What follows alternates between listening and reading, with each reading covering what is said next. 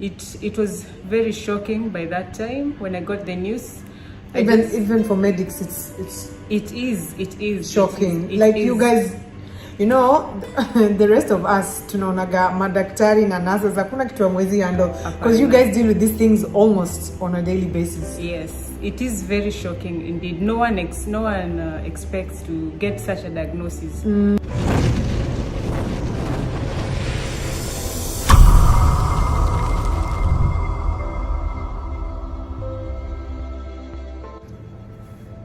Hey good people, my name is Bwire and Ndubi and aka Winnie. But then most people don't know that my name is Winnie. So my name is Winnie Bwire and Ndubi, and today with me I have Winnie Mataya. Where my namesake. Yeah. What you guys don't know is that Winnie here used to they used to handle me at their hospital for when I used to come do my full hemograms. Yeah. She works at a hospital that I used to go do the full hemograms at, and I figured and a few months down the line, post my diagnosis, she also got diagnosed with breast cancer. I'm going to let her tell us more about the type, yada yada, and then we'll proceed from there. Yes, thank you so much for having me. Yes, I was diagnosed with breast cancer last year, November, and it was very shocking by that time when I got the news.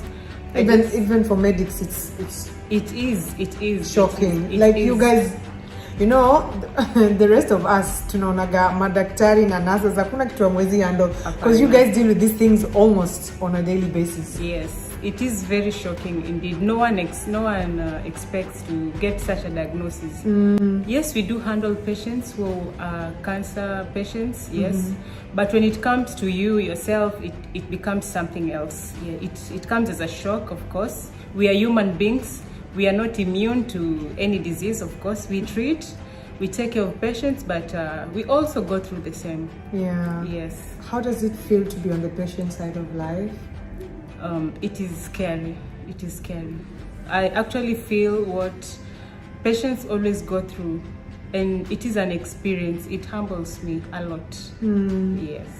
For once you come from a point where you understand what it is we go through. Yes. Wow.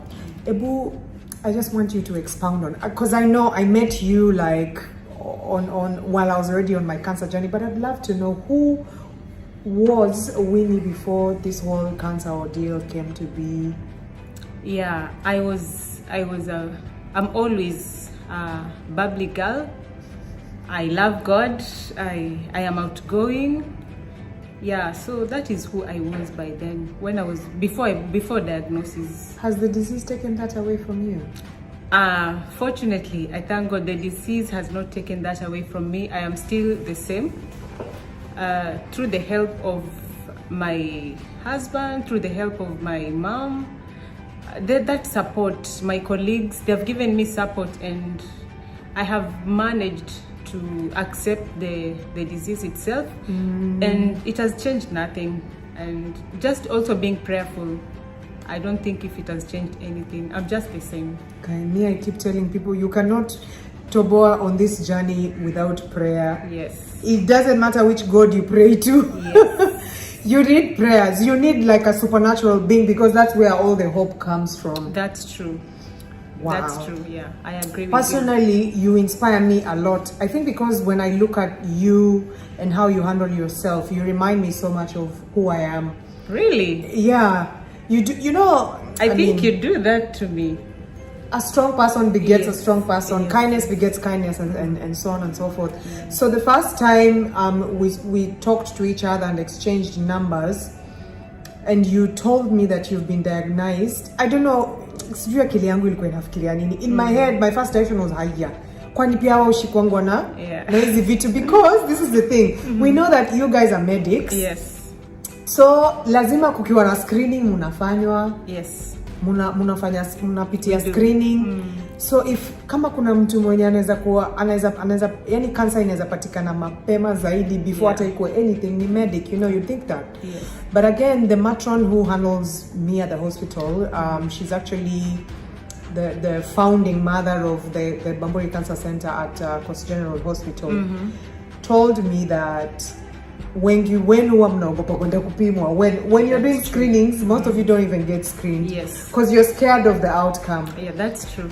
So nabaki nikijiuliza kama madaktari na nurses wanaogopa, imagine the layman.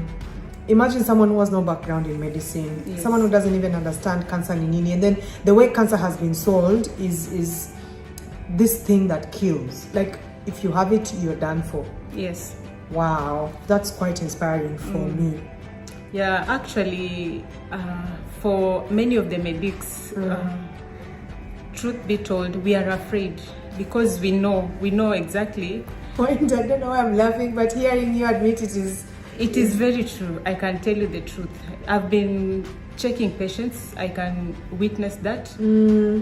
And I have been checking myself. You see, the reason why I usually check myself is I lost a friend in the year 2021 through breast cancer. Oh. Yes, and this friend... At what stage? She was stage 4, metastatic breast cancer to the lungs. It had metastasized to the lungs. Yes. For those of you who don't know what metastasis is, it's basically when the cancerous cells have moved from the area they were in, let's say if they were in the breast or in the lungs, and have started spreading to other parts of the body. Sindio? Yes, that's it.